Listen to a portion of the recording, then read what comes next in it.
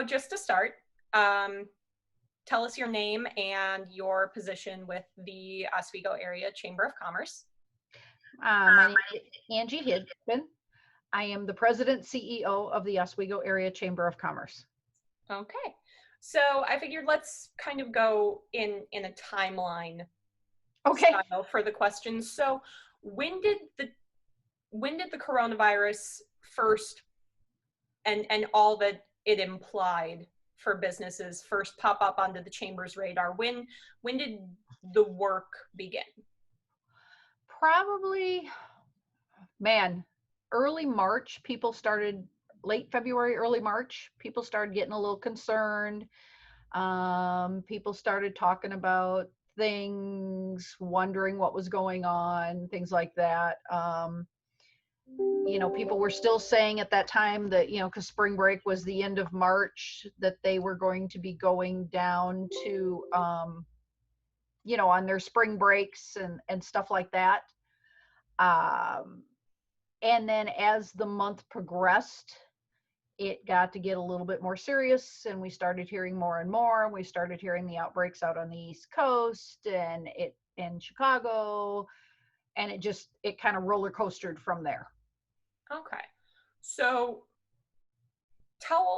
can you talk a bit about what has been done both through the chamber and through our area communities, because obviously it's the Oswego area chamber of Yes. commerce, so it's not just the village of Oswego that we're talking about. So what are some of the steps that have been taken to help member businesses, both by the chamber, by Oswego, etc.?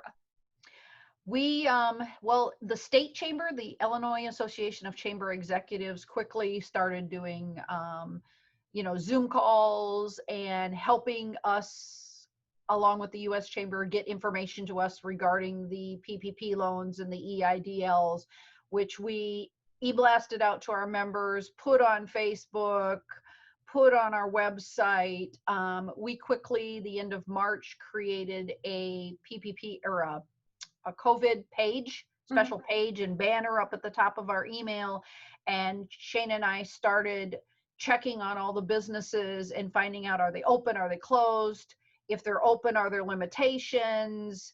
And so our web company, Weblinks, created that page for us and created a way for us to put the information in.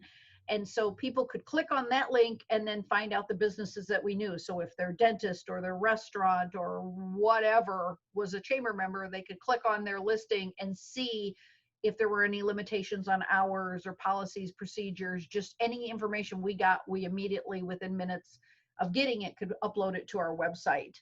We also created links on our website to the PPP and the EIDL. Wabanzi was great about getting us information, their Small Business Development Center. I was in communication with the Village of Oswego and Economic Development to also help disseminate out that information to different people. Okay. And how many members does the chamber have? We have just over 500 members at this time. Okay. And that's Oswego, I think Plainfield, Montgomery. We have 20 to 22 communities. Oh, wow. That are part of the chamber. So a little over half are Oswego, and then the rest are primarily Yorkville, Montgomery, Aurora, Plainfield are our big areas. Yeah. But we also have members in Batavia, Naperville, other places that maybe they live in Oswego or they're in those communities, but they do a lot of business in Oswego. So they join the chamber to support the chamber and support the community that they're doing business in. Okay.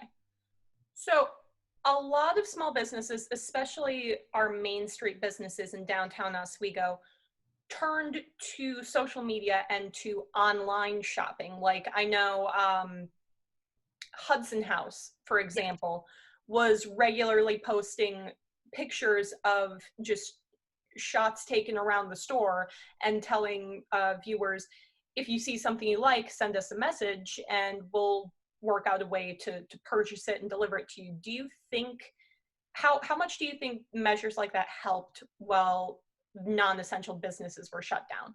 It definitely helped them. It kept them top of mind Mhm. to the public because Amazon never shut down. People could still order from Amazon.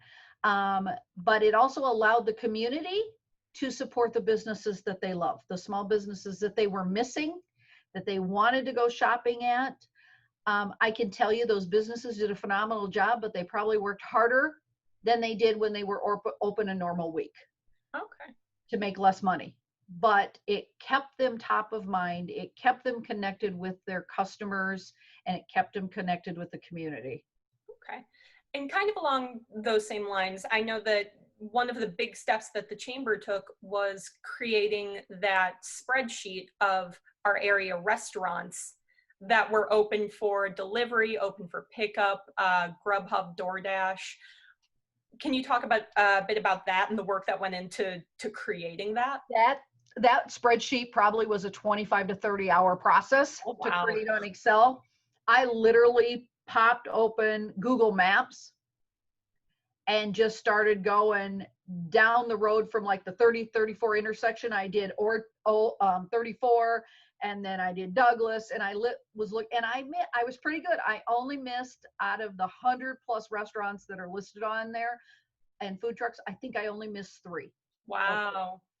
I also color coded, highlighted the ones that were members of the chamber, Mhm. but some of them were phenomenal about putting their information on Facebook. Yes, we have curbside. Others, there was a lot of digging we had to do. To, Mhm. going to their corporate websites, then finding their individual information. And so hence why it took so long. But we broke it out by what road they were on, because that just seemed to kind of be the easiest instead of trying to break it out by the type of cuisine. I mean, Yeah. there's so many ways you could do it. Oh, Other communities did different things, but for me, the Excel spreadsheet worked the best for the way my brain works, yeah. because I could have the different tabs. And that's something that's continually updated, correct? Especially as we just re-entered phase 3 Yes. and restaurants are offering outdoor seating. I have updated it to include, I've taken off the closed because they're all open in some fashion at this point that I know of. So I've taken that tab off, but I've added the tab for outdoor seating. And as Shane and I are driving around, we just got back from doing a couple Flat Angie visits. As we're driving around, we are noting which restaurants have outdoor seating available. And so we'll be adding that, and I'll be updating that probably Friday afternoon and getting a new spreadsheet out with the newest ones that we know of that are doing outdoor seating. Okay. We've kind of talked about this a little bit, but how would you measure community support of our businesses, of our restaurants, our bars, our shops downtown over the past couple of months? I would say the community's been phenomenal. I'm seeing them repost stuff. We did, the Downtown Association, thanks to a grant from the village, did a lot of marketing during COVID. We created a phenomenal video thanks to High Fly Photography and Locked In, High Fly Video and Photography, and Locked In Photography, that just brought people to tears. The amount of views and the amount of sharing of that video was astronomical. Mhm. And then the amount of t-shirts that we sold, that Kelly Rice at Imagination sold through the Light Up Oswego program, and Mark Rassman through Keystroke Graphics with his essential t-shirts and hoodie program. And the comments on the Facebook page with the community saying, we can't wait to come back and eat at your restaurant or shop with you. I would say for the most part, the community was phenomenal Mhm. in their support. Yeah, it really seems like it. I've been going around occasionally. I've had to do empty street pictures. I've had to do last week I went out and got some pictures of people enjoying the reopened businesses, and everybody was so happy. Everybody was so happy to be out. I got really patty melt at the inn that I hadn't had in 3 months. I was a happy person. What has support from, and I am gonna kind of center this a bit, this one question around Oswego a little bit more, but if you want to include some of our other communities that chamber members are a part of, go ahead. What is support from our local governments looked like. I know that Oswego has offered several loan programs to small businesses affected from COVID. Yes. When we first figured out we were all going to have shut down, Village President Parlier contacted Shane and I and said, "Give me 10 ideas of ways the village can help the businesses in Oswego and help the downtown." And so Shane and I brainstormed, shot him. We came up with 8, and he did a great job. They did a great job, the Village of Oswego, enacting on that. I know the police were doing more patrols. Economic Development Director and I, Corinna Cole and I, conversed numerous times via phone and text and email, updating each other, sending out. She would send information, and I would make sure it got out to our members.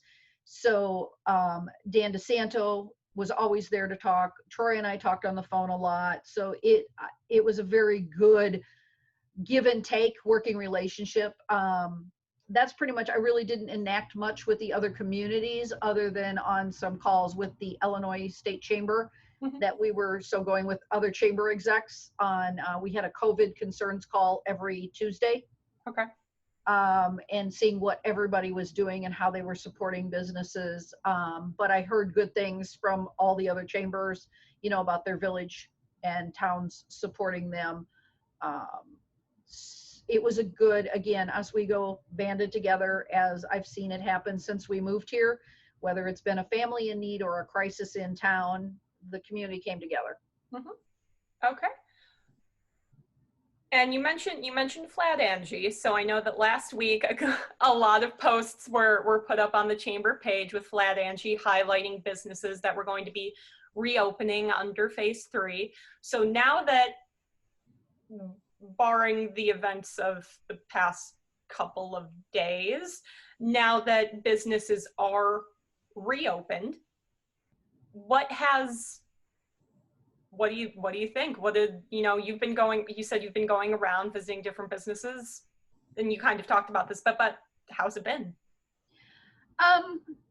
They're still working hard. They're hoping to hit that phase 4. There's a lot of confusion. There's still some frustration. You can get a half-hour massage, but you can't do an hour massage. What difference does it make? I have to agree with them on that. There's still, the people that are upset that people aren't wearing masks, people that want to wear. We are, do what you're comfortable with as far as our office. And they're just looking forward to getting back to normalcy. Yeah. Or whatever normal is going to be. They want to get back to networking. They want to get back to seeing customers in their stores and in their places of businesses, whether it's a nail salon or beauty salon or a massage place or a restaurant.